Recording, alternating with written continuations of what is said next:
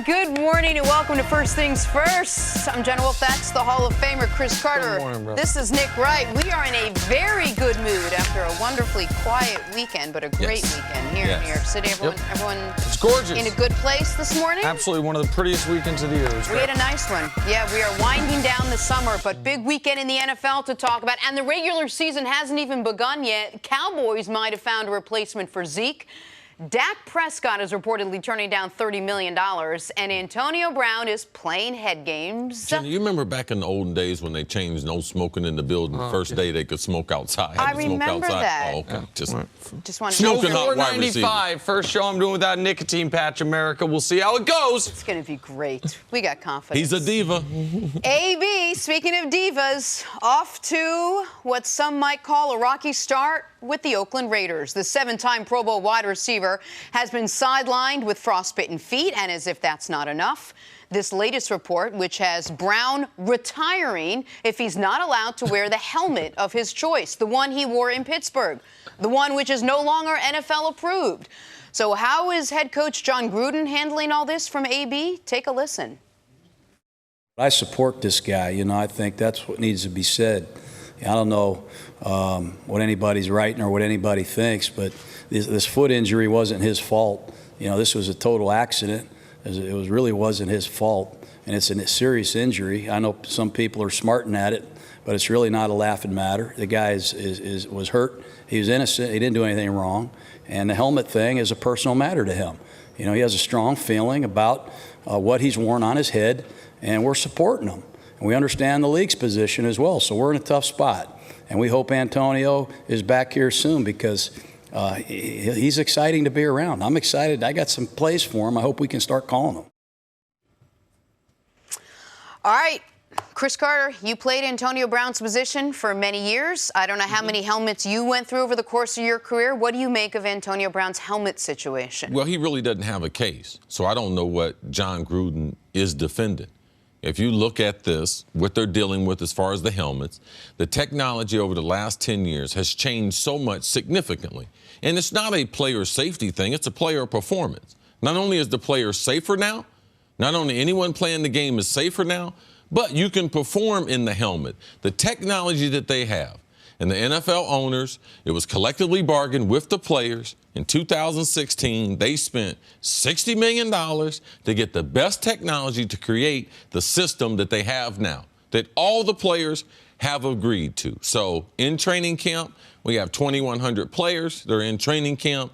He's the only player that does not have a helmet that's in compliance. And there is every variety of helmet. They have 10 different choices. If you want light, if you want medium, if you want air, if you want compression, all those things are available to the players. And a number of years ago, they grandfathered some players in. Aaron Rodgers was in that group. Tom Brady was in that group. Larry Fitzgerald. They were grandfathered in that they would be allowed to wear their old equipment until they transition. They gave them 2 years.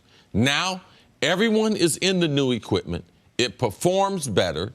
It's better for the players. Safer. And it's safer. And there's no one that has a problem with this outside of AB. So I don't know what Jon Gruden, I don't know what type of leadership he's displaying there by supporting a player who does not have a case. When you go into an NFL locker room, they have this poster up.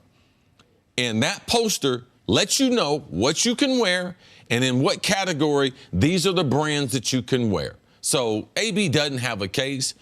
He's going to drop this and get back playing because I know the NFL will refuse to let him practice. And yes, him being injured, the cryotherapy, yeah, whatever. As an athlete, you're responsible for your own body. He's used the machine for years, and this time, all of a sudden, he didn't have on the right equipment. So make excuses if you want to. This helmet thing will only be resolved one way. He'll change helmets. Or the NFL will not allow him to participate in any practices or any games moving forward. And when this story broke Friday afternoon into Friday evening, if people weren't covering, weren't following it, didn't see Mike Silver's tweet thread, and they're just tuning in now, people need to understand the level of crazy that has been displayed over the last few months. Antonio Brown was told he couldn't wear this helmet. threw a temper tantrum, left practice, then came back the next day, reportedly, acted like nothing had happened, wore the new helmet. And then a few days later, came back with his old helmet, shoddily painted Raiders colors. Yeah. In order to try to trick people. He got sniffed out there. They kicked him out. And he is still, I mean, he tried to smuggle a poorly painted old Steeler helmet onto the Raiders practice field. Like, that happened. That's a real thing that happened during this Raiders offseason. One of the almost just, additional points of the Mike Silver story was, listen, teammates and coaches are a little annoyed that during team meetings, he seems to be liking photos on Instagram and checking his bank balance. Now, I don't know what it's like to have $25 million in the bank. I imagine it's awesome. I do feel like you'd want to look at that as often as possible.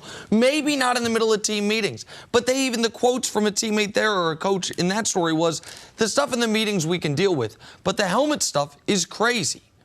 And it is just continued erratic behavior from a player that I would say, starting with that Facebook Live in the locker room after a game, we just see him continuing to up the ante on unreliability. There was that. There was the alleged incident of him throwing patio furniture off a balcony and almost hitting a small child. There was the no-show, no-call with the Steelers. There's not wearing whatever he was supposed to wear on his feet, and now threatening retirement because he can't wear the helmet he wants to wear. It is, if the story came out today, Antonio Brown is traveling to the Far East to meet with the healer Andy Kaufman had, you'd be like, oh, I buy it. Like, there's no right now Antonio Brown story that could be presented to me that I would say, oh, I don't believe it. I don't know what the Raiders are supposed to do. I feel like Gruden's in a tough spot in this regard. He's his highest paid player, a guy he went out and got. He wants to support him, but I don't know how you support this. Just to give people at home context when it comes to safety, his helmet is so outdated that the company that made it discontinued making that model back in 2011. It's not like they discontinued it last year. This was years ago that they stopped making that. So with everything that Nick laid out, with the coming into camp with the feet, with the coming in a hot air balloon, drawing more attention to himself, it has this feel of this chaos already surrounding camp on a team where they would love to try to get everybody on the same page. He had one practice so far. He hasn't even really taken the field to practice with Carr or anyone else on that offense. How bad is the situation in Oakland? Well, this is just the beginning. It will get worse. The reason why, Facebook Live, in the video, ultimately, Pittsburgh Steelers decided to give him a contract extension after that. So bad behavior rewarded with a new contract. Now Jon Gruden got a 10-year deal. He trades for him, and they give him a new contract. So he gets rewarded again after quitting on the Pittsburgh Steelers. The only winner this weekend is Mike Tomlin, Ben Roethlisberger, some of those other players there in Pittsburgh who've been trying to, necessarily not tell the truth, because that's what you do when you're in team sports. When you leave that locker room, you don't go out and reveal all the things about a person. I wouldn't expect anyone to do that about me, and I wouldn't do that about someone else. But the Pittsburgh Steelers, they weren't wrong. This is why they had to trade him. This is just the beginning. And to me, it undermines the overall authority of Jon Gruden. It's hard to be a leader when you can't be consistent in your messages. Man, I watched Hard Knocks. That was not good. I don't know who's controller of that football team. And him talking about, I got some good plays designed for him. Well, as long as he's out, the team can be fined. The player won't be able to participate. So the Raiders are losing in this, in something they need for AB to act like an adult. Forget about his performance. 6 years, 100 catches, 1,200 yards. We can't talk about it. Why?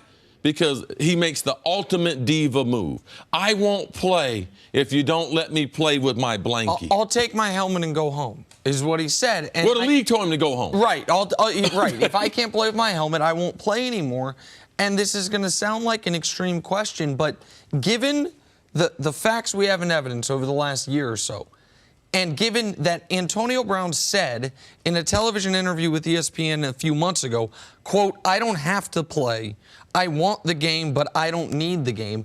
It is a fair question to ask, does Antonio Brown want to play football anymore? And if he does, why is he acting this way? If he doesn't, and if this is a backdoor out of it, so be it. But this is, how much? I could answer that, Nick. He wants to play ball. And you know the reason why? Because he likes the attention. And by the way, he's got a number of kids that require money. So he'll be playing for the Raiders this year. I got no doubt about it. And where's he going to get the attention? Where else is he going to be able to do this except for in the NFL? Maybe just an idle threat by Antonio Brown, but it has certainly caused a lot of chaos. And a great lead to our show today. We have a lot more coming up. Listen, AB, if I can do this show without a nicotine patch, you can play football without your old helmet. Anything can be done. I have to sit next to him, Oh so my you're God. actually in a better position, Antonio Brown. Coming up, have the Cowboys found Zeke's replacement? That's next on FS1. You can always check us out on the Fox Sports channel on SiriusXM. We'll be right back. Hey, it's Nick Wright, and hiring is challenging, but there's one place you can go where hiring is simple, fast, and smart. A place where growing businesses connect to qualified candidates. That place is, of course, ZipRecruiter.com/approach. ZipRecruiter sends your job to over 100 of the web's leading job boards, but they don't stop there. With their powerful matching technology, ZipRecruiter scans thousands of resumes to find people with the right experience and invites them to apply to your job. As applications come in, ZipRecruiter analyzes each one and spotlights the top candidates so you never miss a great match. And right now, our listeners can try ZipRecruiter for free at this exclusive web address, ZipRecruiter.com/approach. That's ZipRecruiter.com/APPROACH. ZipRecruiter.com/approach. ZipRecruiter, the smartest way to hire. Welcome back. We'll get to Zeke's holdout in just a second. But first, Viking Saints. Check out this nice catch from Adam Thielen. Oh, nice little adjustment there. Picks up right where he left off the last two seasons. If you had to pick one of these receivers, who you get? Thielen, Diggs. Who you got, Nick? Diggs. I'm glad you had time to think about I it. should have known your law firm. Niners and Cowboys. Deebo Samuel with a spectacular. Don't you guys have affirmative action over there? With a spectacular catch over the defender in his NFL debut. Oh, look at that. A lot of good catches this week. A lot of young receivers, man. And the Niners, I'm starting to interrupt, are going to be relying on this guy. Oh, yeah, they need him to be big. They need him to be really good. They don't have big. Nick asked me to come out of retirement and play for them next year. All right, to the CFL. what Winnipeg happened Blue here? Bombers. Marcus Sales up He was high beat. for the INC. Quarterback underthrows it. He finally gets back in coverage and snatches it. One, give me that. Typically, defensive backs not known for their hands. But check out the vertical. That's nice timing. It's a great pick. That's a terrible pass by that quarterback. He throwing off his back foot. That's why he in the CFL. You got all that extra room in the back of the end zone, man. Lead him. Yeah, if he knew what he was doing, he'd be down here. Here we go. Wagner football practice. Whiteout Joshua DeCamry with a remarkable one-handed catch. Go ahead, Wagner. That was nice. That's fantastic. That was nice. That was spectacular there. Backhanded it one hand on his head. I like it. That's our practice catch of the offseason so far. All right, to the Cowboys now. With Ezekiel Elliott still holding out and no end in sight to the stalled negotiations, Dallas has started to look at life beyond Zeke. But how do you replace the productivity of arguably the best back in the league? You don't. How about rookie fourth-round pick out of Memphis, Toni Pollard? Sure, he had just 16 yards on 4 carries in his debut on Saturday, but that doesn't have Jerry Jones the least bit concerned. He looks confident out there. We know he's inordinately understanding what it is he does and can do, and we've seen him do it. We know he's capable of, if he really needs to, carry the whole load. All right, CC, is Jerry Jones sending a message to Zeke? All right, we got Alfred Morris, we got Toni Pollard, we got Mike Weber. We're good. We don't need you. Is this a message from Jerry Jones? Well, he sent a message earlier. That's why Zeke went off to Mexico. When he told him, no, I can't afford to pay you that. And Zeke, the contract offer that the Cowboys offered him, they were so embarrassed with, they haven't even come back with the counter offer. So I think that there has been a message sent. I don't think having these press conferences daily is trying to send a message to Zeke. I think it's more trying to encourage the other players the way Jerry has done. As if I'm a player and I've replaced one of their star players, and then now Jerry is not addressing me out there because the staff has said he's had an outstanding camp. But he's not Ezekiel Elliott. But as a running back, you have to be careful because they find running backs anywhere.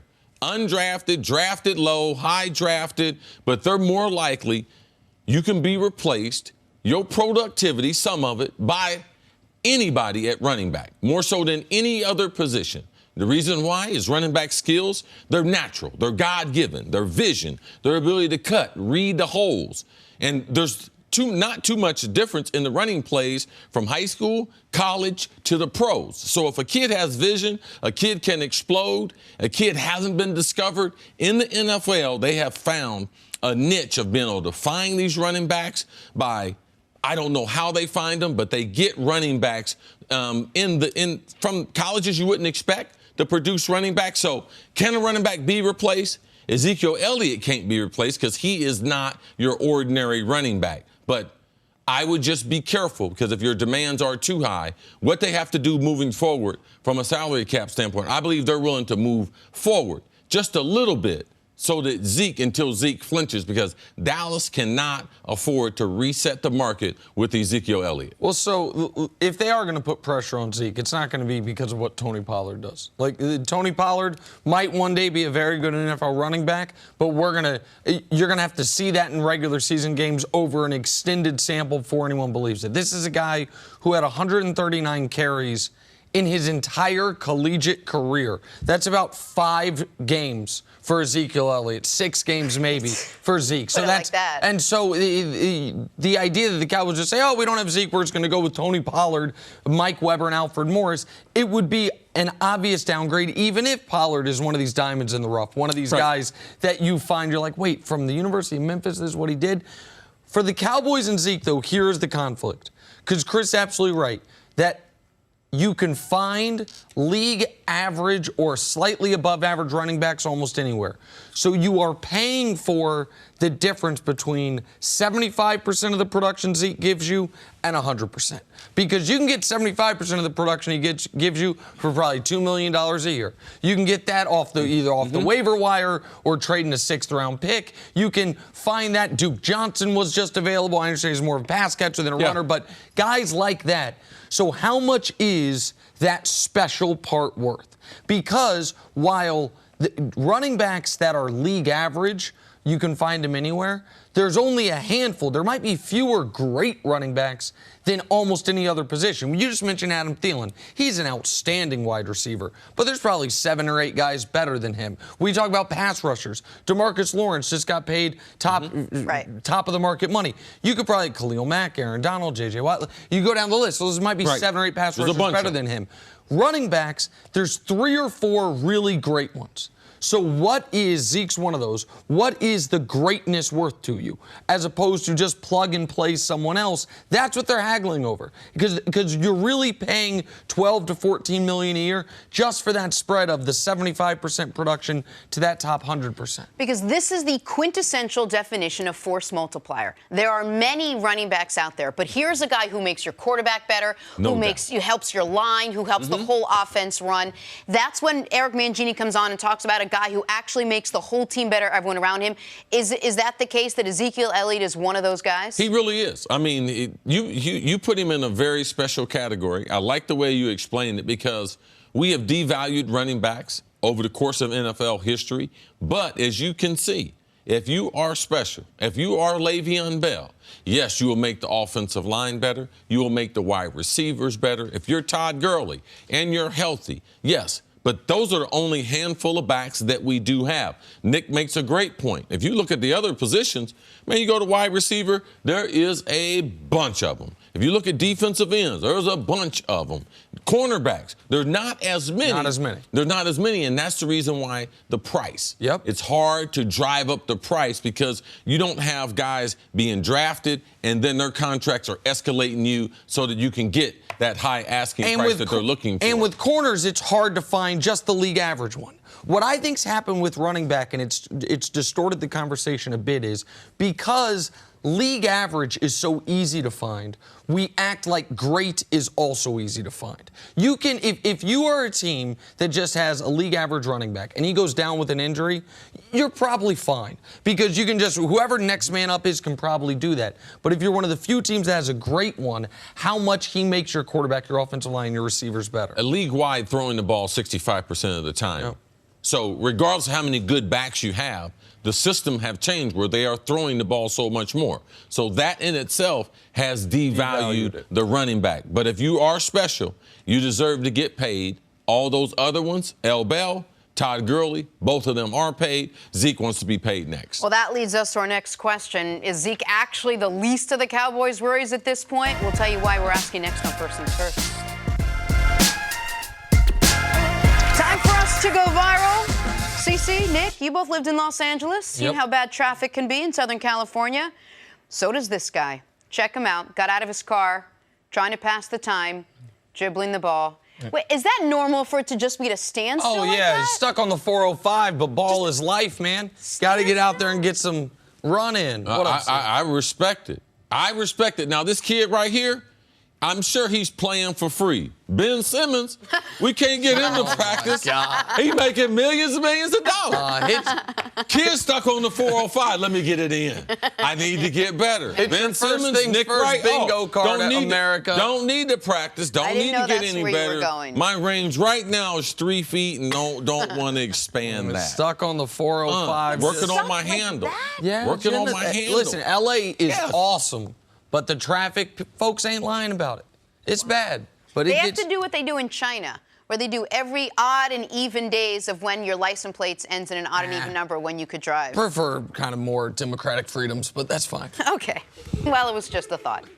Time for stories to start your morning, sponsored by Gillette Clear Gel. Anthony Davis expected to resign with the Lakers in 2020, but according to reports, his agent, Rich Paul, said AD could join the Knicks if the Lakers implode this year. Nick, is this a real possibility? Man, I just love this little cottage industry of people that have decided that Rich Paul actually makes all of Anthony Davis's decisions for him. I'm old enough to remember that Rich Paul was forcing AD to go to the Lakers to help LeBron. Now he ain't played a game yet. He's already leaving. I said this before, I will say it again. I would bet all of the money I have in the world, plus Jenna and Chris's money, that Anthony Davis is on the Los Angeles Lakers for a minimum of the next 3 years. Now, past that, I don't know. But no, he's not going to be one and done with the Lakers no matter how this season goes. The reason why I don't believe this is because I know that Rich Paul had to tell the Knicks, don't trade for us because we're not going to sign an extension. If he told the Knicks he wasn't going to sign an extension and come there through a trade, even though the Knicks didn't have the best spot, but if they had gotten the number 1 pick, they would have been in the running. So why would now that change? I believe he's very, very comfortable. I mean, this Rich Paul stuff, I mean, it's like once a week. Rich Paul, let's see what we can do. Let's see what we can create. It's almost like there's people that talk to members of the media that have an anti-Rich Paul agenda. It's crazy. That's nuts. Moving on to some football now. This is pretty. Patrick Mahomes was perfect in his preseason debut Saturday against the Bengals, completing all 4 of his passes, 66 yards. Nick, how did the reigning MVP look to you? Get down, man. Oh, my goodness. That first pass we saw, just a little flick of the wrist, 35 yards to Travis Kelce right here. I mean, he looked like he looked last year. And see, you pointed out something before the show about the different arm angles or his almost different throwing mechanics depending on the throw. Every one of his throws was totally different. One time he got it out quick. One time he put a little arc on it. DB didn't know where it was. We forget what a great athlete he is. Dual sport baseball player. Yes, this is what the best, doing it at his highest level, and it's only going to get better. They added another weapon to him. Andy Reid, seeing him in his 3rd season, 2nd as a full starter. I expect this Kansas City team to be dangerous. They should be the favorite in the AFC based on Patty Mahomes. All right, moving on. Steelers' second-year wideout James Washington had a stellar preseason debut on Friday, hauling in 4 catches for 84 yards and a touchdown against the Bucs. CC, how much can Washington help the Steelers' offense this season? He can really help them because not only does he provide a reliable route runner, he's good after the catch, outstanding player in college. They drafted him last year in the 2nd round. One thing I would be concerned about was the tragedy. Their wide receiver coach died this weekend suddenly. When you have a good wide receiver coach who has a great relationship with these young players, Juju Smith-Schuster, only his second year in the league, he had that relationship because he's only been there 2 years. Now Washington, I believe he is ready. He is ready to make that next step to be the number 2 for the Pittsburgh Steelers. But I want to watch who they're going to bring in there as a wide receiver coach. It's a very, very unsettling situation for young guys to lose their position coach. Absolutely. Incredibly sad for him and his family, obviously. And we also saw, unfortunately, a similar situation in Minnesota last year. Right before the season, their offensive line coach, Toni Pollard, passes away.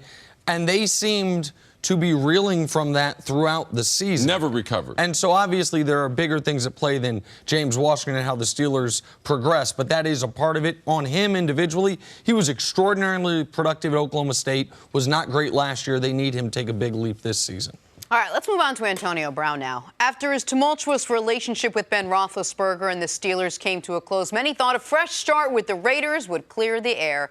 But with AB dealing with frostbitten feet and now threatening to retire if he can't wear his old helmet, Mr. Big Chest might have been the culprit all along. See, does AB's recent behavior give you a little more clarity on his relationship with Big Ben? Now that you look back, you still feel, was it more Big Ben or more AB? Well, this is the thing, Jenna. I know AB, and I know the league, and I know too many coaches, I know too many players, and I know behind the scenes. That's what I said this weekend. Mike Tomlin was a big winner. Ben Roethlisberger. Now, Ben played a part.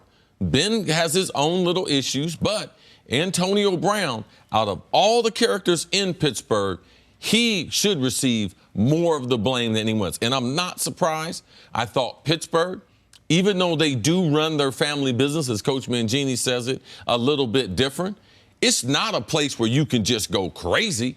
In Oakland, oh, yeah, that's where players go. If you want to act a fool, go to Oakland. That's always been in the 70s, in the 80s, and now they're continuing that by trading and rewarding. So for me, this is just the beginning of what AB will do, because I don't believe he's going to deal with losing a lot of games, not being in prime time well. So, yes, this is just a sign of things to come. So I think a lot of people have made the point Chris made, and I think it's a smart one, which is a little vindication for the Steelers and for Big Ben and for Mike Tomlin. And anyone that watches this show knows I'm a big Mike Tomlin fan. And while I understand that the vindication part of this, as much as I like Tomlin, I also wonder if Mike Tomlin also was part of the problem that led to this, in as much as this. When's the last time Antonio Brown was told no?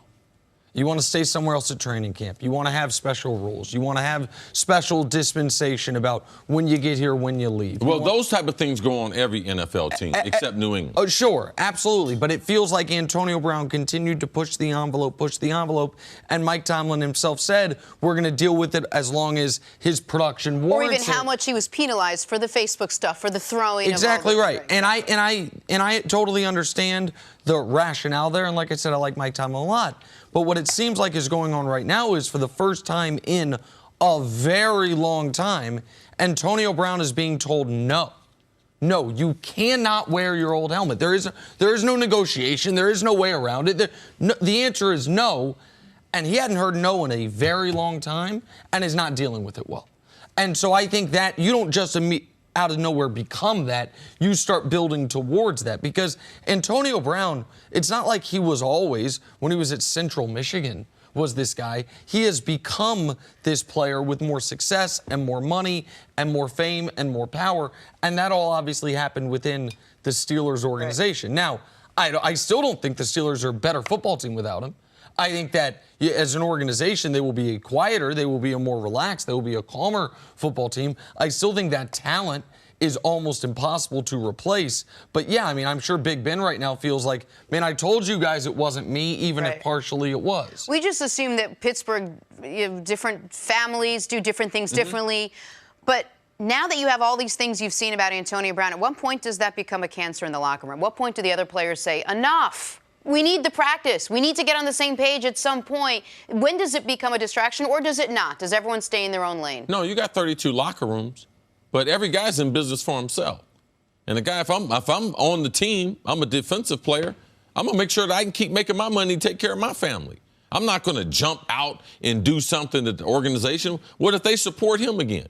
If you're a defender on that team and you say something to AB, Jon Gruden just said, I support AB against the NFL. I support him against the Players Association.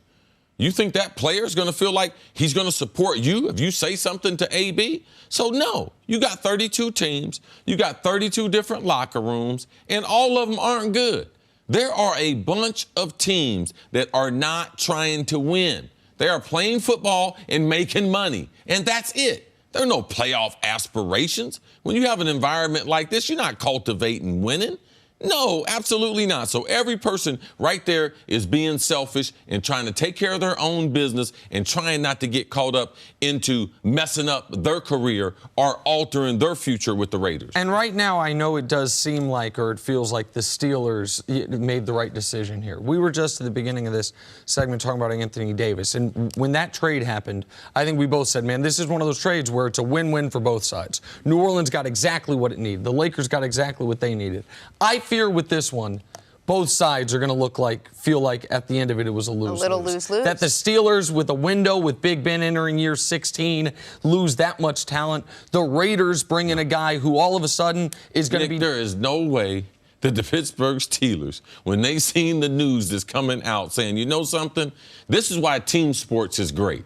Because team sports is the only place that you can take less talent and say, you know something, we're better off. You cannot have that type of influence on all these young receivers. Juju Smith-Schuster, his career needs a chance. James Washington, his career needs a chance. And if you have that guy continuing just to build on these things year after year after year, no. That's why in team sports guys say, you know something, he's gone, but we're better off. That's how they can be, because all of them now feel like, man, we're all moving in the same direction. We all have the same goals. Your career is just as important as mine. And obviously, they did not have that with AB in the Pittsburgh Steelers locker room. All right, that's the drama in Oakland. The drama in Dallas is this.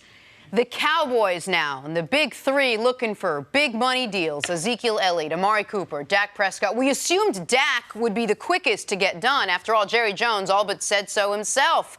But Dak has reportedly turned down a contract extension worth $30 million per year, which would have made him the sixth highest paid quarterback in the league. CC, you surprised Dak turned down this deal? Not surprised at all. If you look at where the market's going, and I think that the only people that will have a problem with Dak in this number, that are people just looking at, wow, is that quarterback worth that number? But if you look at the salary cap, it's close to $180 million. You better adjust your eye and get used to this. Right now, I think we have 6 guys, 1, 2, 3, 4, 5, 6, that are making $30 or more million. And it's only going to get, you're going to have 10 in the next year and a half. You're going to have 15 in the next 2 years. All guys making 30 plus million. It's the economics of it. The game has been very, very profitable, not only for the owners, but for the players. And you're going to have to start, what is $25 million? What is $30 million? Does it get you something? Well, Matthew Stafford's getting $27 million. Jimmy Garoppolo has done absolutely nothing. He went out on a date with a woman that's a celebrity. He's getting $27.5 million. Kirk Cousins getting 28 guaranteed, 28 guaranteed, 28 guaranteed.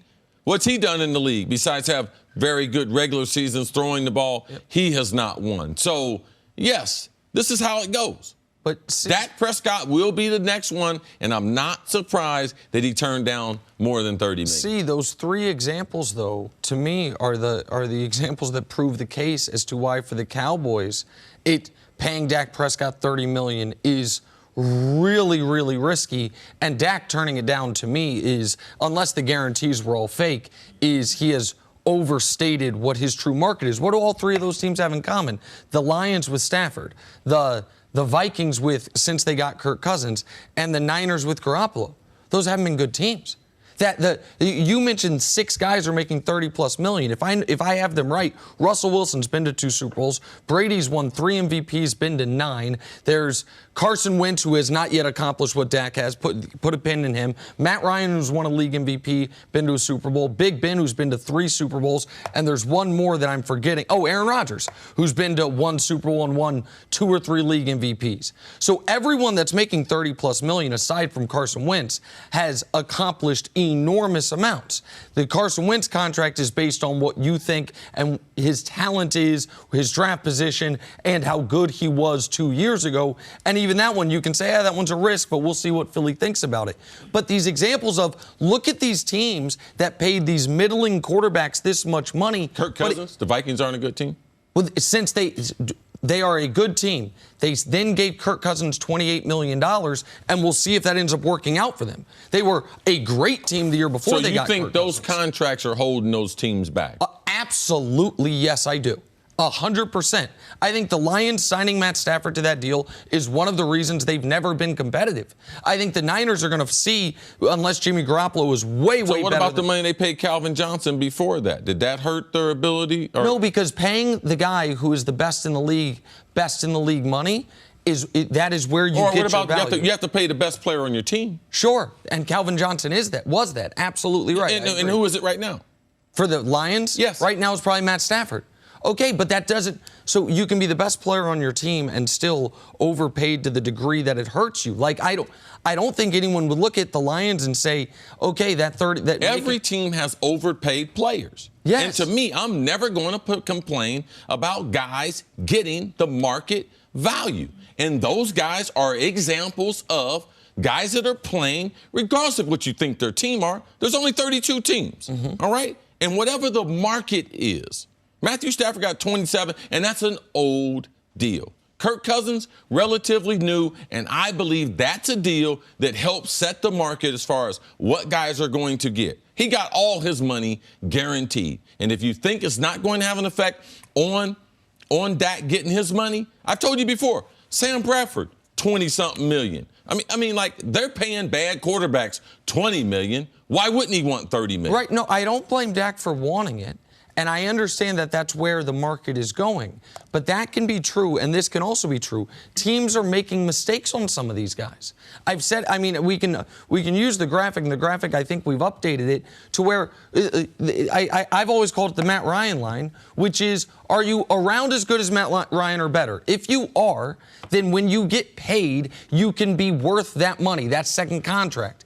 If you're not, then those second contracts hurt your team's ability to compete. So like guys in the NBA, they get a max deal. Are they're the same as LeBron? No. Tobias Harris? No, but the NBA, this is little apples and oranges because the NBA is not hard capped. The NFL is. But I think a lot of people look at Tobias Harris as that's a deal that will not age well. Just like that when we saw Chris Paul's deal, we said that would not age well. I'm not begrudging Dak getting his money. I would like everyone to get as much money as possible. But as long as football's not baseball, and as long as the money paid to Dak is money you cannot pay elsewhere. You have to overpay players. If not, you're going to lose them. That's why they signed DeMarcus Lawrence last year. Did they not overpay for him? I think they did. Yeah, there's a bunch of players that are overpaid. We should just mention, don't forget what the Cowboys said. Among everything else that Jerry and Stephen Jones said, they will not set the market when it comes to new highs at each of these 3 positions. So let's wait and see what happens with the 3 then. But you think a deal gets done before the season starts? Yes. Okay. And coming up, has Antonio Brown played his last snap in the NFL? That is still ahead on First Things First. Back here on First Things First, and we're joined by former All-Pro running back Brian Westbrook. Good morning, Brian. Good morning. Great back, man. to see Thank you. you. Doing well. Bro, you lost some weight? Hey, I'm trying to slim down. Okay. Trying to slim down. You know, sometimes the running backs, they get bigger after the career. I'm trying to reverse that. Trying to go the other way. You look great, man. Good for you. Thank you. Appreciate that. Should we talk about the regiment? We'll do it. You know what? Let's do it after. Let's talk football first. In the commercial break, we'll do the workout. Aaron Rodgers is preparing for his 15th season with the Packers. Matt LaFleur is preparing for his first as the Packers head coach. Didn't take long for rumors to swirl about their already strained relationship. Rodgers wanted to set the record straight, said it is fake news. Unfortunately, the media, there's a lack of integrity, I think. And when you're in a really low news cycle, like in June and July, when there's not much football going on, that's the kind of stuff that comes out. We don't need to spend any more time talking about it because it's complete ridiculousness.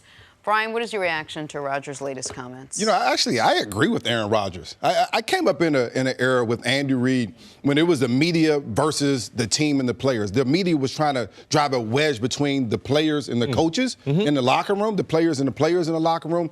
And Andy would always say, it's us 53 versus the world, versus everyone. And so let's keep our stuff in-house. And I think this is a great example of there's not a lot going on. But what did you expect when Aaron Rodgers, a future Hall of Famer, a Super Bowl caliber quarterback, one of the most talented guys in the league, and you're bringing a 39-year-old coach that hasn't shown the propensity to be a head coach? He has never been that yet. And so I think all these types of things, anytime Aaron Rodgers has a camera in front of his face every 2 days, as all starting quarterbacks do in the NFL, this is going to happen. I'm not going to like everything that my head coach wants to do. Definitely I'm not going to like, I certainly didn't like a lot of the things that Andy Reid wanted to do. He wanted to go live periods every single day.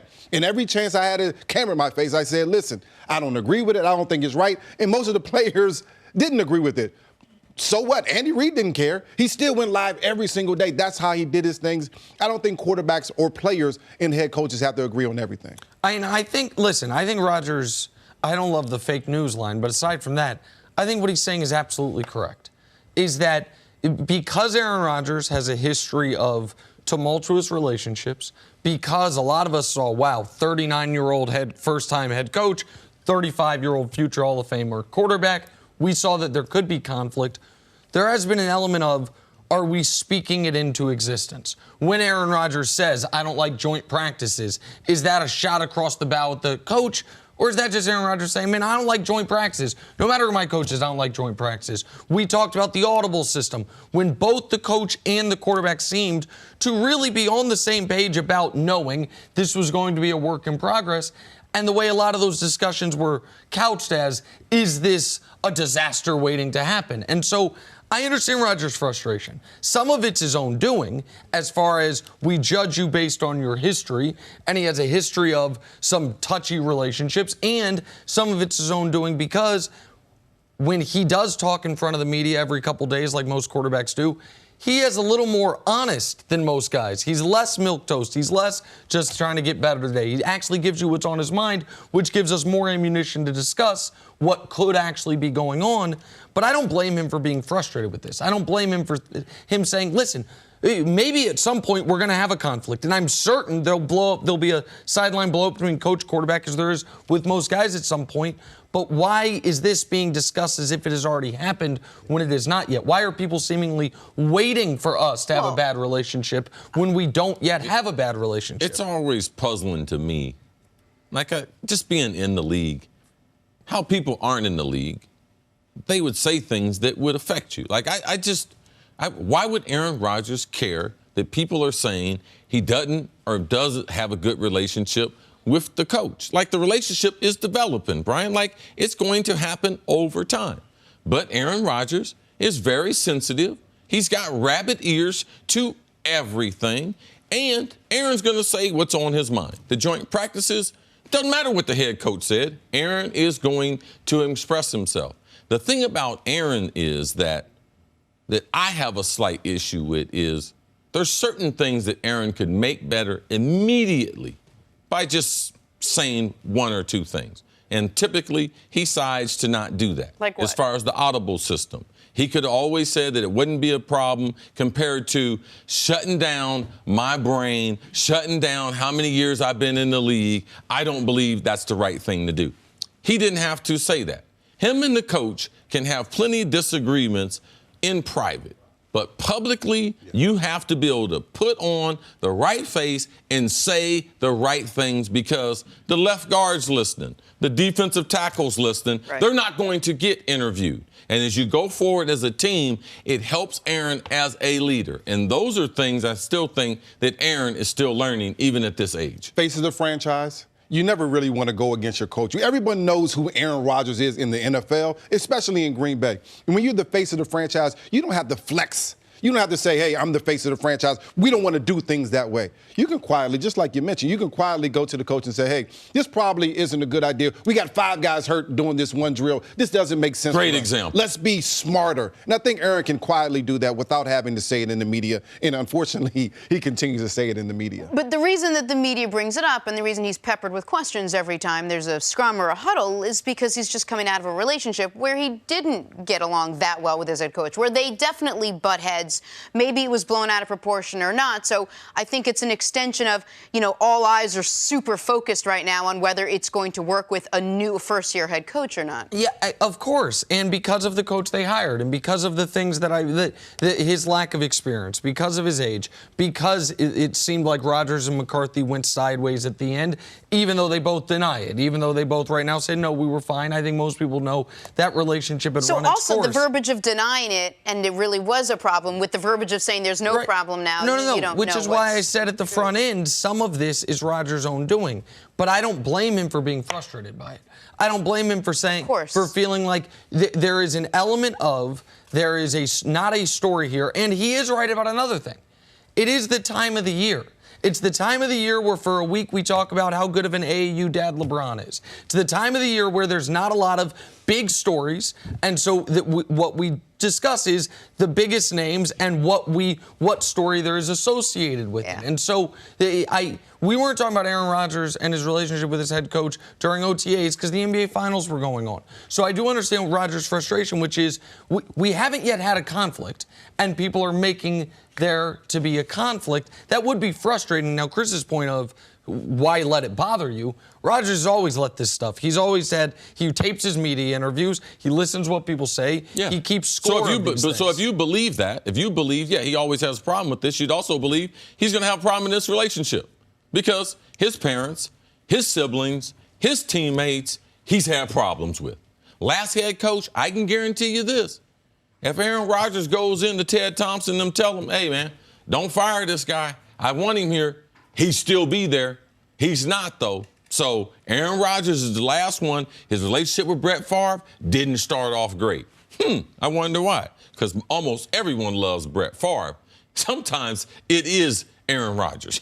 Aaron Rodgers is a great player. I think Matt LaFleur can say something, too. He can step up and say, listen, not every player is going to like what we're going to do here. However, we're trying to change the culture. We're trying to do something different here in Green Bay. And Aaron Rodgers may not like it. And I'm not going to beef with Aaron Rodgers. I'm not going to have a problem with Aaron Rodgers if I'm Matt LaFleur. However, I want to set the tone a little bit differently than what has happened in the last few years there in Green Bay. All right, we've got to take a break. Brian, stick around. Coming up, is Antonio Brown about to retire in the prime of his career? Oh, yeah. That is next on First Things First. Rothy's are the everyday flats for life on the go. They're stylish, comfortable, and they go with everything from yoga pants to dresses and skirts. They've quickly become a must-loved, gotta-have-them brand thanks to their wide range of colors and patterns, with new ones launching constantly. And there's a zero break-in period. Since Rothy's are crafted using 3D knitting techniques and hand assembly, their seamless design means right out-of-the-box comfort. Best of all, they're made from recycled plastic water bottles. That's right. Over 25 million water bottles have been diverted from landfills to make these gorgeous and sustainable shoes. Another major bonus, they're fully machine washable, so your pair will be fresh and ready every laundry day. Plus, Rothy's always come with free shipping and free returns and exchanges. There is no risk and no reason not to try. You'll quickly discover why BuzzFeed called them their forever shoes. Check out all the amazing styles available right now at rothys.com/cadence. Comfort, style, sustainability, these are the shoes you've been waiting for. Head to rothys.com. That's ROTHYS.com/cadence today. Back here at Brian Westbrook, Antonio Brown is off to what some might call a bit of a rocky start with the Raiders. The latest report has AB retiring if he's not allowed to wear the helmet of his choice, the one he wore in Pittsburgh, the one which is no longer NFL approved. So how is head coach Jon Gruden handling all this from AB? Well, take a listen. I support this guy. I think that's what needs to be said. I don't know what anybody's writing or what anybody thinks, but this foot injury wasn't his fault. This was a total accident. It really wasn't his fault, and it's a serious injury. I know some people are smarting at it, but it's really not a laughing matter. The guy was hurt. He was innocent. He didn't do anything wrong. And the helmet thing is a personal matter to him. You know, he has a strong feeling about what he's worn on his head, and we're supporting him. And we understand the league's position as well, so we're in a tough spot.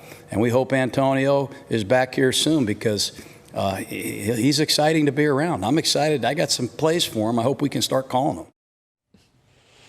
We're all just laughing, thinking about what could be the most diva behavior you could get from a wide receiver, and I think we all are like, this is near the tops of the list. This one's pretty high.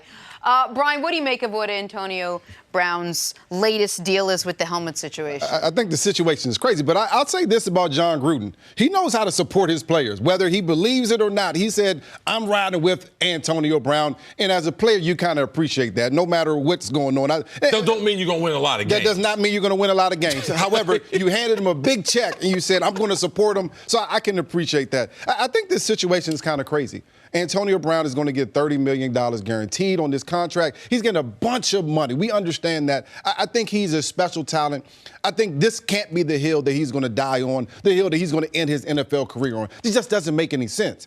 I think, and I'll tell you, and I'll even go back a little bit further. As a player, I understand his feeling. Because I had 2 concussions the latter part of my NFL career in Philadelphia. I was forced to play with a helmet that I never played with. And I felt totally different.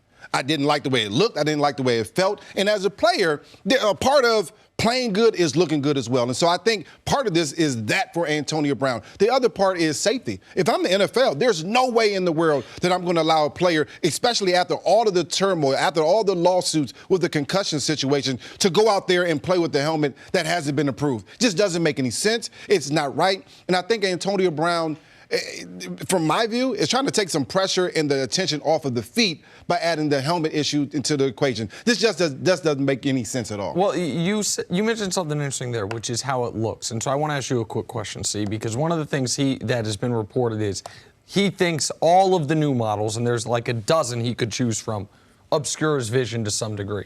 There have also been reports saying he doesn't like how they look. He likes how the old one looks. And so given... He can't prove the first one. Correct. And there's no other players complaining that it obstructs your vision. So my question is, knowing what you know about catching footballs, playing that position, but also what you know about AB, what do you think is the bigger hang-up for him? How it looks or how it could potentially affect his play and his ability to catch footballs? It has nothing to do with his ability to catch the football. It has zero to do with that. It's part of just trying to be defiant. And there are guys in sports, that being baseball, football, basketball, they fall in love with their equipment. But technology is going to outdate it. I'm sure there's guys in Major League Baseball, they wanted a certain glove. But if that glove was banned, no different than the bat. They wanted a certain ounces, they wanted a certain length, all those types of things. But this is all for the player's safety. That helmet is obsolete. And the models that they have, the 10 choices that they have, are so very, very similar, but they're all safe, and you can perform better in the helmet. It's just a matter of psyche, all right? I like this. I want to play with it. I think that it's better for me. All players are like that. Kids that come from Ohio State, typically we like to keep our pads that we get measured for, that being helmet and shoulder pads, once you get into the pros. It took me a number of years before I transitioned out of my college shoulder pads, which were a lot wider and got the little small shells so guys couldn't hold me off the line of scrimmage. Eventually, my helmet went through several changes, but yes, I do understand players, yes, as far as equipment, shoes and everything. Just like we used to wear the old field generals from Nike. Mm-hmm. You know what? Guys start getting turf toes. Guys start having surgery. They made those shoes, you can't play in these shoes anymore because we have the technology that makes them safer. I think it's important to mention, and you brought this up also, the league came back with not, you can't wear that. Here are 12 other, I think, even helmets that are approved, that are safe, that you can wear, that are similar to yours.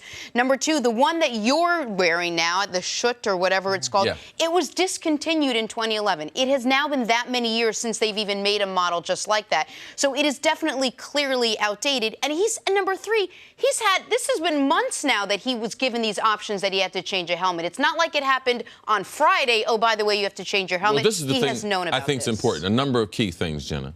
The manufacturer, Schutt, who makes that helmet. I had a deal with Schutt, and Schutt outfitted the whole football team in St. Thomas.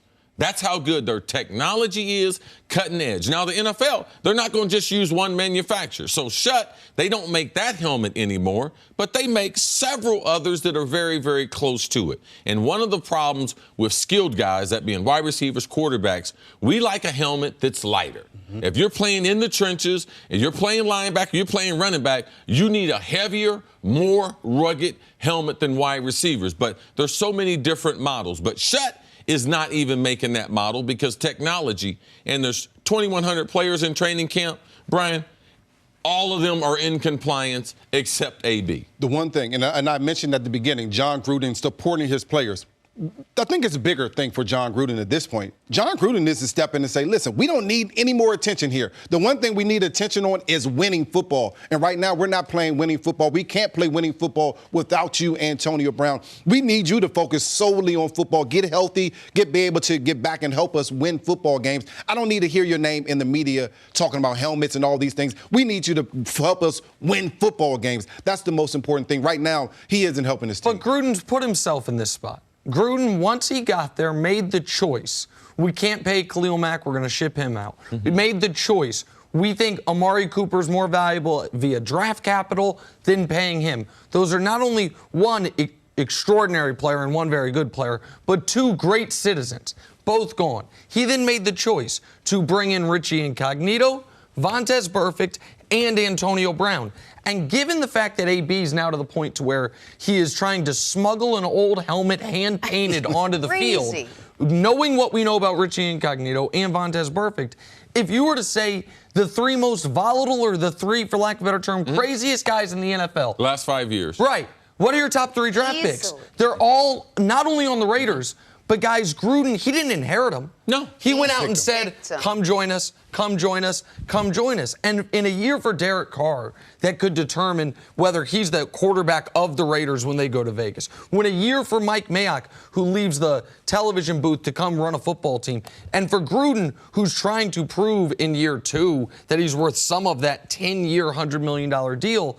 AB is the best player on their team. We all know that. We all recognize that. And for AB to be doing this, it's not, you said at the beginning, diva. It is diva, but it's also just overwhelmingly selfish and overwhelmingly immature. That's what a diva is. Right, man, we don't care about the rest of them 10 guys. Man, I need my money. Man, I need the football. It's all about being selfish. That's how they created the nickname. It wasn't hyperbole. It wasn't like we didn't deserve it. Through the years, we have deserved it, and this right here lines up with one of your teammates, T.O., is one of the most devious things ever. And I just know this. Being a member of the Hall of Fame, and I know it wasn't right, I watched the Hall of Fame keep T.O. out a couple years because of why? Stuff like this, Brian. And I know that AB is not thinking about that.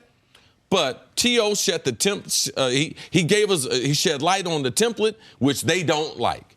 Putting up great numbers year after year after year, which AB has done, and then they decided, you know something, we're going to control when you're going to get into the Hall of Fame.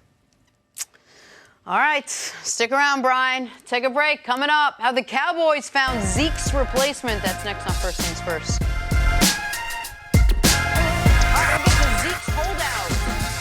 Brian Westbrook in a second, but first, Vikings and Saints. Look at this catch from Adam Thielen. That's pretty. It's a beautiful adjustment. Let's ask Westbrook. Thielen or Diggs? You can only have one. Who you got? I love Diggs' speed, but I'm going with Adam Thielen. Catches the ball, great catch radius there, catches everything. To me, that's a routine catch for him. Niners and Cowboys and Deebo Samuel. He makes a nice catch over the defender in his NFL debut. Deebo out here snatching chains. They're going to need him to be really good this year. They got a thin wide receiving core in San Francisco. Do have a thin receiving core. I think they got the second best tight end, though. Yep. Behind Kelce. 100%. Kittle, Iowa guy, man, he can flat out run. All right, to the CFL now. Winnipeg Blue Bombers' Marcus Sayles going up high for the interception here. That's a great pick, but listen, man, you got those extra 10 yards in the back of the end zone, quarterback, use them. Throw to the back pylon, man. Everybody knows that. Teach you that, Pop Warner. Maybe he tried. Oh, I mean, try harder. Try better. Maybe that's why he's Try smarter.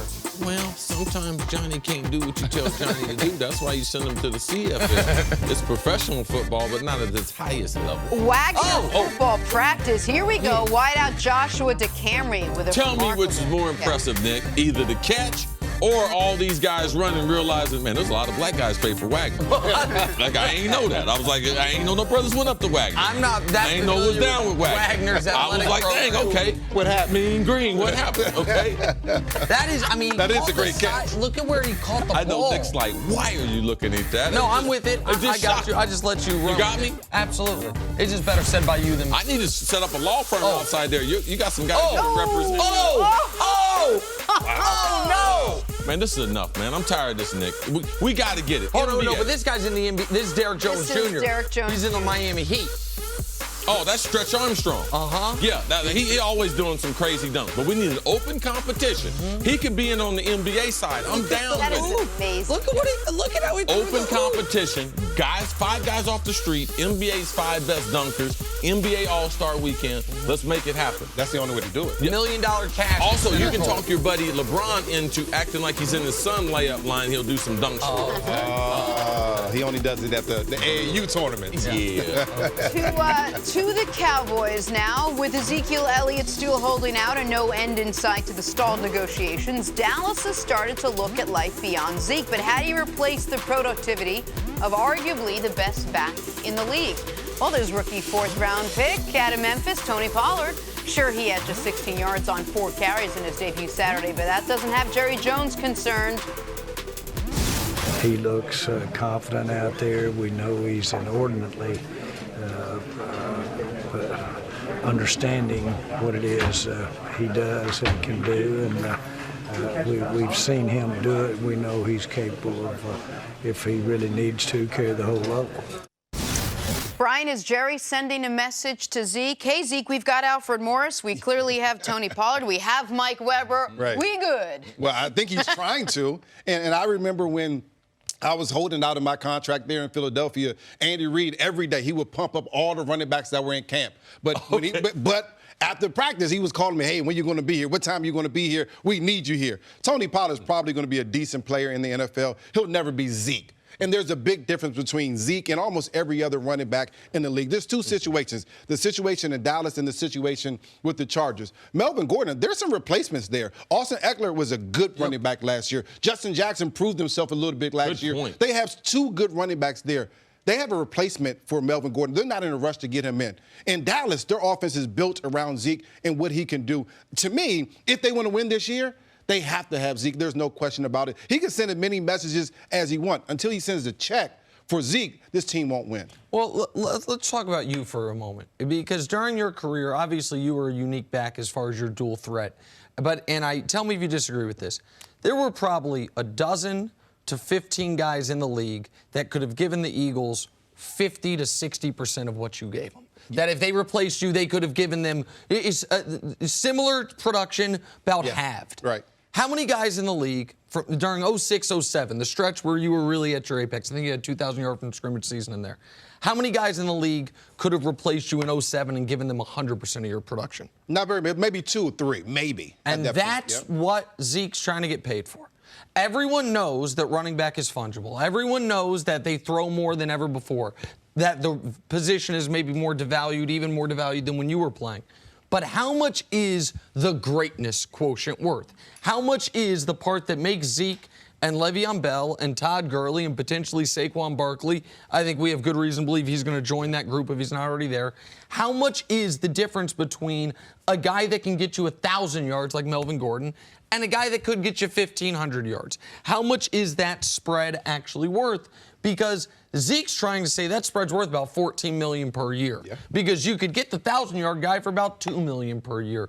So that's the conflict here. And for the Cowboys, it probably wouldn't be worth $14 million per year, except for this season when they haven't paid Dak, when they haven't paid Amari, when they are trying to build off the success of winning a playoff game, playoffs 2 of the last 3 years, and know that this is their window where they are more talented this year than they likely will be next year when these new contracts kick in. There's 2 conflicts here. One is resetting the running back market, and number 2 is the pie is only so big, and I'm trying to envision what we're going to do the next 24 months.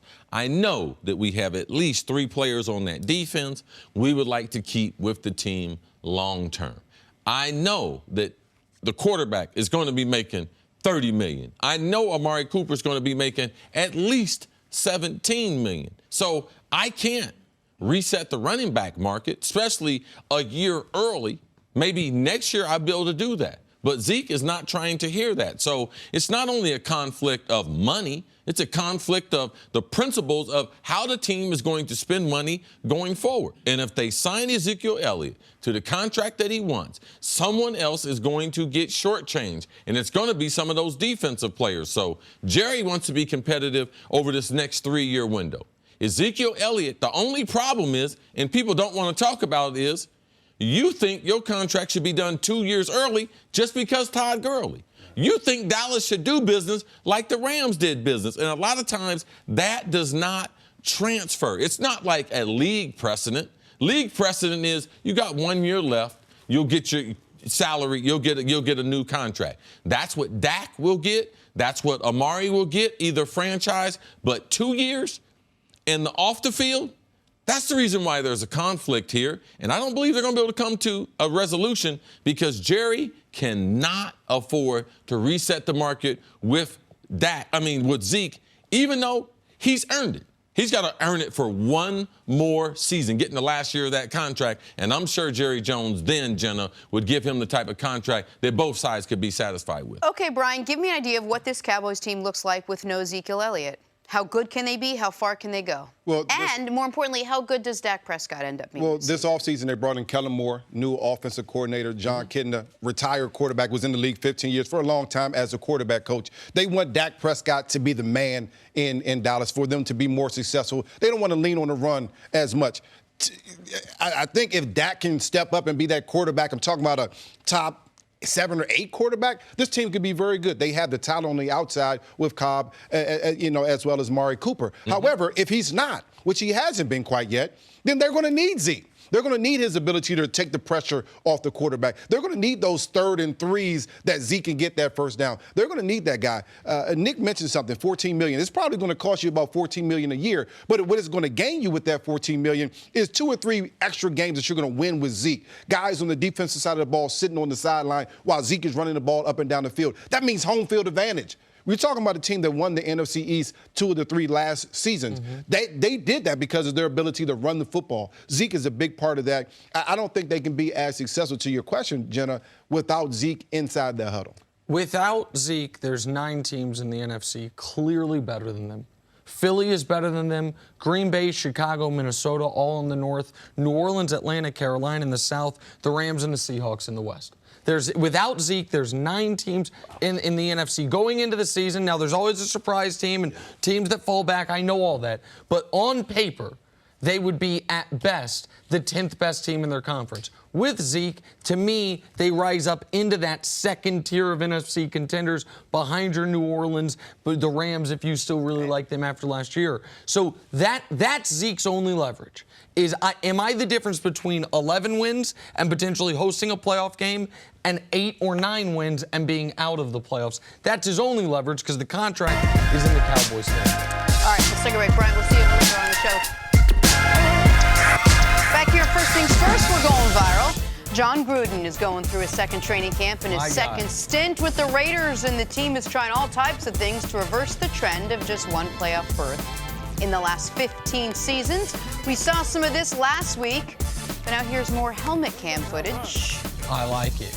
See, how helpful can this be for wide receivers? Oh, it's a good training tool. It allows, especially some coaches have not played football at a high level, so it allows you visually to kind of see and anticipate the contact and everything. You actually able to see exactly the angle. So guys said, Coach, he was inside of me. Like, no, he wasn't, son. I got the video right here. Absolutely. They should get Antonio one of these inside that new helmet. Maybe he'll be happy with that. And I would imagine over the next 10 years, within 10 years, you're going to be able to watch a football game this way. you'll be able to pick. You don't think so? I know the reason. There's a reason why we have it staged now, because people don't understand. Even I don't like watching an NFL game on the sideline because the action is so quick. I don't understand it. That's why visually, the way they shoot the camera angles and the instant replay, that's the only way you can slow it down enough for people to understand. Oh, I totally agree. I don't think people will choose to watch a full game that way, but I think you will be able to opt into either a quarterback or a safety or a wide receiver, watch a play like from their a VR kind of. Absolutely yeah. right. The way the NBA's done it to where you can watch a game from the sideline even if you're not there. But maybe I not think for a that whole game, technology is just coming. Well, if you did it for a whole game, you'd be nauseous, but I think you'll be able to opt into it. I think it's a cool thing. It's fun. You need a stronger filter on your cigarette. Okay. Oh my God, man. I'm making it through, man. Show 495, first one without a nicotine patch, and it will be the last one without a nicotine patch. This is not happening again. Go ahead, Jenna. And I think there's too much caffeine in my coffee, but I feel like I'm asleep next to you. Time for Here we go. stories to start your morning, sponsored by Gillette Clear, Joe. Start with Antonio Brown. He's threatening to retire if he cannot wear the helmet of his choice, with head coach Jon Gruden saying he supports AB's decision. See, what do you make of all the Antonio Brown chaos right now within the Raiders organization? This is the ultimate diva move. That's what it is. There's a reason why they call wide receivers divas. We've earned that right through the years, but he's making sure, because we had some years, man. We had Julio Jones, we had Larry Fitzgerald, we had Calvin Johnson. We were getting a little bit away from the T.O. diva, but we're back.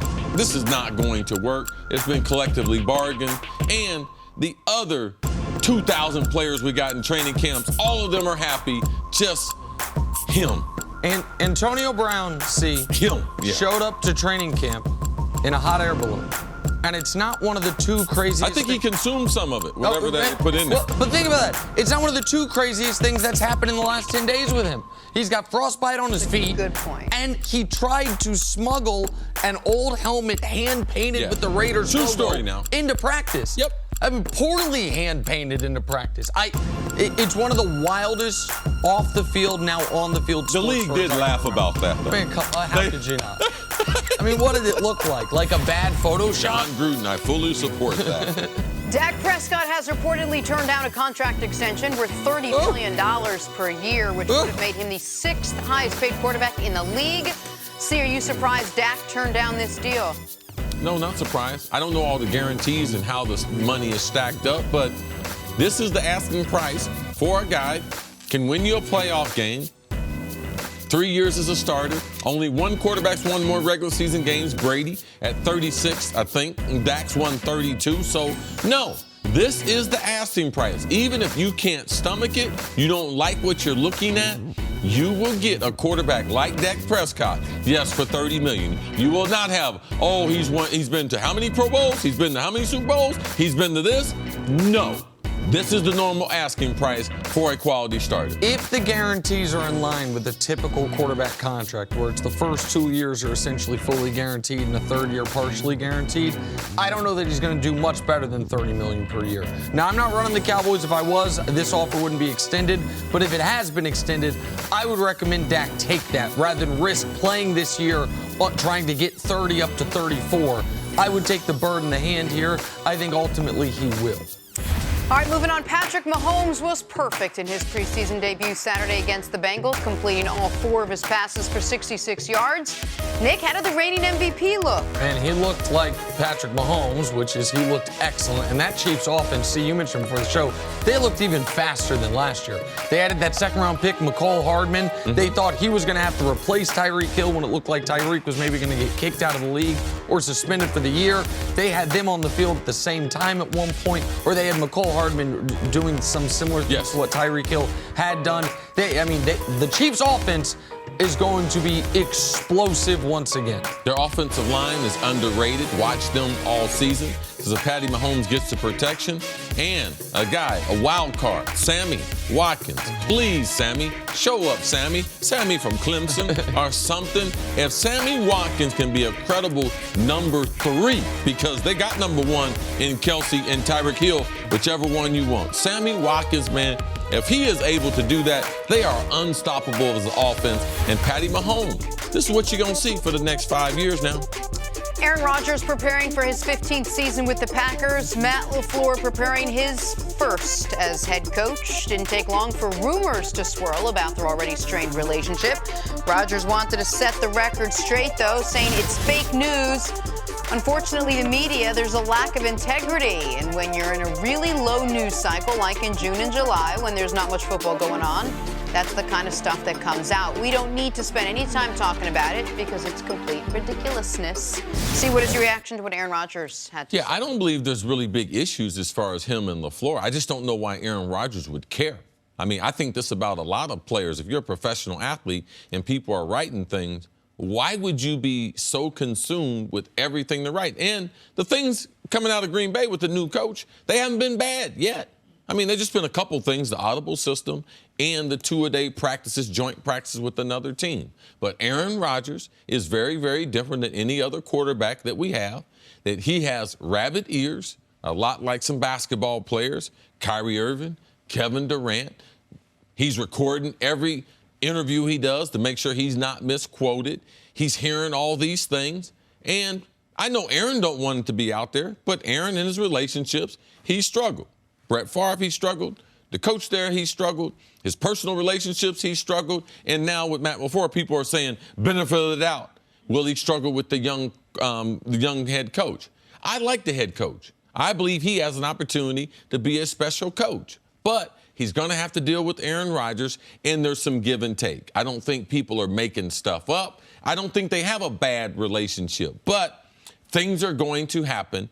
And when they do happen, does Aaron have enough of savviness to be able to smooth things over, or does he just throw a log on a fire so that people can continue to create a certain type of narrative, which he has done in certain instances with the media? And listen, I totally understand why you would say, and by you I mean specifically you, Chris Carter, would say, I don't know why he would care. This is something you've got an extra level of don't give a bleep about what other people say or think, then even, it's not just then a non-pro athlete, then even typical pro athlete. Like when a lot of these things come up, guys caring about their mentions, guys caring about the media says, Baker and Kyle, it's just not how you're wired. You're wired to not care about those types of things. Well, also, I know the reality. And if how I'm many playing people are going to be sports, picking at you? How many people are going to be picking at you? If I'm one of 300 guys in the NBA, there's only going to be a little bit you can tell me. Now, guys that played the game, I might be more apt to listen to their criticism more than that. I'm playing in the NFL. I'm one of 1,800 players. I'm one of 25,000 men that have ever played in the NFL. I'm one of 32 starting quarterbacks. I'm Aaron Rodgers, quarterback of the Green Bay Packers. Oh, tell me what you can say to me gonna upset me. And so I understand that he's different than you in that regard. I also, though, do get what Aaron's saying, which is they haven't yet had an issue. And how many times have we talked about a potential issue? It's almost speaking it into existence, where we think it'll probably come. So when he criticizes joint practices, is he actually criticizing the coach? Or maybe he just don't like joint practices, no matter who the coach is. So I understand his frustration there. And he is right that during the slower times of the sports calendar, shows like this, our show is just as long, whether it is the day after the Super Bowl or the 14th day in August. Sure. And so because of that, there's going to be more noise about things that aren't necessarily stories. And for a name as big as Aaron Rodgers, his name's going to be associated with it a lot more. When does the regular season start, Nick? Not soon enough for Aaron Rodgers. Welcome back to First Things First. With WWE SmackDown moving to Fox on October 4th, we are thrilled to welcome Kofi Kingston to the show and to the Fox Sports family. Kofi, we had Triple H on before WrestleMania, so we're ecstatic now to have you, the WWE champion, join us live from Toronto following SummerSlam. Thanks for getting up and hanging out with us. Right on. Yeah, of course. Thank you guys for being on the show. But we got to do the intro right. It's not just the WWE champion. It's your WWE World Heavyweight Champion. You know, we got to put some sauce on it. You're right. I wasn't breathy enough, Kofi. I wasn't breathy enough. All good. We're gonna get that right. It gives me an excuse to say it, so it's all good. It's all good. All right, so Kofi, you took on Randy Orton last night. You retained the title via double count out. What stood out for you at SummerSlam? You know what? Being in Toronto, it's an amazing energy. We've been here for 4 days. TakeOver, SummerSlam last night, Raw tonight, and then SmackDown tomorrow. Like, Toronto has such a rich wrestling history. So anytime we come here, like, the energy is just off the charts. And we as performers, we love that. Yeah, the energy, that's the thing that stands out the most to me. I just love being here. All right, Kofi, you retained your belt last night, so now what's next for you as the, I can't do it like you did it, but WWE World Heavyweight Champion? What's next for you? Yeah. Well, what's next is, like you had mentioned earlier, it was a double count out, So for me and Randy Orton, we have like a tremendous history. For those who don't know, I'll give you the Cliff Notes version. About 10 years ago, when I was a youngin' on the come up, I was on my way to the top, to the main event scene, and Randy Orton actually went out of his way to make sure that I never ever got there. And it actually ended up taking me 11 years to actually even have a match for the WWE Championship title, which I was fortunate enough to win at WrestleMania this past year. So being able to do that, I've been able to meet great people, travel the world, influence a lot of great people. I've gone to Ghana, the place where I was born. I went back for the first time in 26 years with the WWE Championship to be able to provide a sense of motivation and inspiration. Randy Orton didn't want any of that from me. So last night, it was great to be able to go toe-to-toe. For me, being the WWE Champion, being somewhere where he never wanted me to be, but a little bit unsatisfying for me that it ended in a double countout. I want the pin. I want it to be definitive. So the good news for WWE fans is the fact that this rivalry is going to continue.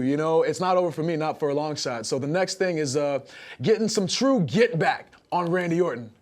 All right, Kofi, here it comes with the sauce, baby. For the new WWE champion, I'm going to give you a chance, baby, to travel back in time. I'm a little older than my co-host and you, so I've been a wrestling fan for a long time, bruh. Can you give it to me? You can fight against any of the other former champions. Which one would you face, and what kind of special match would it be? That's a lot to ask. I mean, myself always growing up, I was a Ricky the Dragon Steamboat guy. So he was the man. A lot of the things that he did, he was always breathing fire. He wore these loud colors. He did high flying moves and martial arts. I was really big into Kung Fu movies. I'm an 80s baby, So all that, Ninja Turtles, you know what I'm saying? Street Fighter 2 on video games, Mortal Kombat, all that kind of stuff. Ricky the Dragon Steamboat kind of did all that in real life, So between him or Shawn Michaels, even Rey Mysterio Jr., I have so many. I could literally go on and name everybody that was an influence on my life and even like my wrestling career. The fact that I'm even here is because of all of those people in any kind of match. I'm not greedy, If I was able to get in the ring with any of these guys, it would be great. So whatever the match might be, I would take it. Kofi, you literally named everyone from every era of wrestling ever, which is a great way to answer the question. Some breaking news we should mention. On October 4th at Staples Center, it will not only be the first ever SmackDown event on Fox, we are thrilled to announce that it'll also mark the 20th anniversary celebration of SmackDown. It's going to be a big event. Some superstars already set to appear include Kurt Angle, Lita, Mick Foley, Booker T, Hulk Hogan, Trish Stratus, Goldberg, Jerry Lawler, Mark Henry, Ric Flair, Sting, and that's just to name a couple. So Kofi, as the WWE champion, How exciting! The sauce is real. That was legit. That was real. Yeah, that was it. I could feel it. I can feel it. I can feel the energy. That's what I'm all about, is that power of positivity. And I know you guys are rocking it seriously. But I'm really excited, and WWE is excited to be a part of this team, to be a member of the family along, MLB and the NFL. I think it's going to be a really, really good fit. A lot of people are like super excited. I've had the chance to meet with some of the executives from Fox, and everybody is excited to make this huge. This is like a huge thing for us as performers, as WWE superstars. We are super duper excited for all of it. Like the energy, like, you know what I'm saying? Like even you guys like doing the introduction, you know what I'm saying? Just now, like the energy is there. I feel like this is something that was meant to be, and I'm so happy that I can be a part of it for sure. Take you to a more serious, you talked about going back to Ghana, hadn't been back there since a childhood. Now this experience, tell me, what emotion was able to come back through reliving your childhood? All of our childhoods shape us, But tell them what's your childhood there and how it's carried off into your life today. It was amazing and incredible just to be able to go back. I feel like everything happens for a reason. My mom wanted me to go back to Ghana after I graduated from college, wanted me, myself, and my brother and sister to go.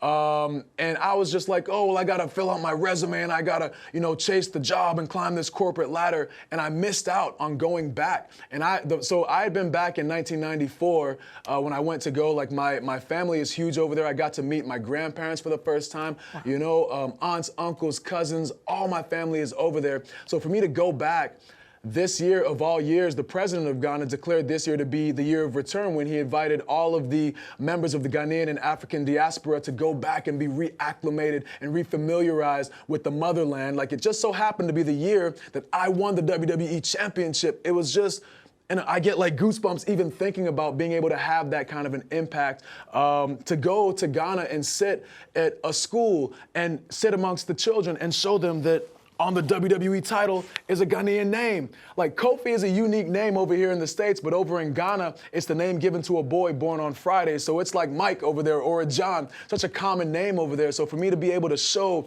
the most prestigious prize in all of wrestling, that anything is possible if you believe in yourself, no matter where you come from. I take a lot of pride in being someone that people can look up to. People that look like me can look at the screen and see me doing great things and then themselves go out and do great things. And my story has been one of struggle. So anybody from any background can identify with my journey. I take a lot of pride in being able to inspire people and motivate people to go out and just chase their dreams, man, and just do incredible things with life. Because at the end of the day, like, that's what it's all about. We only get one life, and we got to make it count. That is true. What a fantastic experience. What a great experience for you. Yeah, Wait, okay, awesome. So before you go, you always come down with a new day, tossing pancakes into the crowd. Please tell us the story there. Yes. Oh, boy, and none of it is going to make sense. Myself, Woods, and E, we come out and we're all about crowd participation and having fun, and that's what you get when you come to a WWE show, is you get to be almost included in the show. As far as the pancakes are concerned, one time myself and Big E had a lumberjack match, which is a match where you have all the members of the roster surround the ring. We were facing Sami Zayn and Kevin Owens, and anytime someone gets thrown out of the ring, it's the job of the lumberjacks to throw the people back into the ring and, continue the business in there. Now, Xavier was actually one of the lumberjacks, but he's also part of our team. So he was the chief lumberjack. So what do lumberjacks wear? They wear flannel. He had his flannel vest on. He had his lumberjack hat. And what do lumberjacks eat? They eat pancakes. So he brought out a whole tray of pancakes, and before we knew it, the whole match, the entire arena is chanting, "We want pancakes," So we threw out pancakes to everybody, and then the next week we went up to Vince and we're like, "Hey, last week people wanted pancakes. Do you mind if we bring out pancakes again?" And he's like, "Oh, well, do you wanna?" We're like, "Yeah, it'd be cool if we did that." And now fast forward, a year and some change later, pancake power is a real thing. People are clamoring for pancakes. They make signs, they cut out holes in them, and they say, "Pancake me." They put their faces through them, and I just throw them out to them, and that's where we're at, Like I said, it doesn't make sense, but we give the people what they want, and at the time right now, they want pancakes, so we got to give it to them. I didn't realize that video was on loop. I literally thought you took 35,000 pancakes out of your belt and threw it at the crowd. That is a great story. Oh, yeah. Look, the takeaway is that you are having so much fun. You absolutely love what you do. We could feel your energy. It's palpable. Kofi, thank you so much for joining us today. Right on. Thank you, and thank you for having me on the show. And a big thanks to you, Cris Carter, because you won me many a Madden championship with your reliable hands. So I appreciate being able to thank you on a personal level. Baby. This is huge for me. That's why I come with the flavor, man. I'm the only one on this show got some flavor. Look at this. Easy, come on. Easy. Thank you, Kofi. Congrats, man. And make sure man. you at home check out the 20th anniversary celebration on our first ever SmackDown event on October 4th on Fox. Thank you for listening to the First Things First podcast. Remember, leave us a review and tell us what you think. Subscribe to the podcast on Apple Podcasts and catch us on FS1 Monday through Friday, 6:30 a.m. Eastern. For Cris Carter and Nick Wright, I'm Jenna Wolfe. So long, everybody.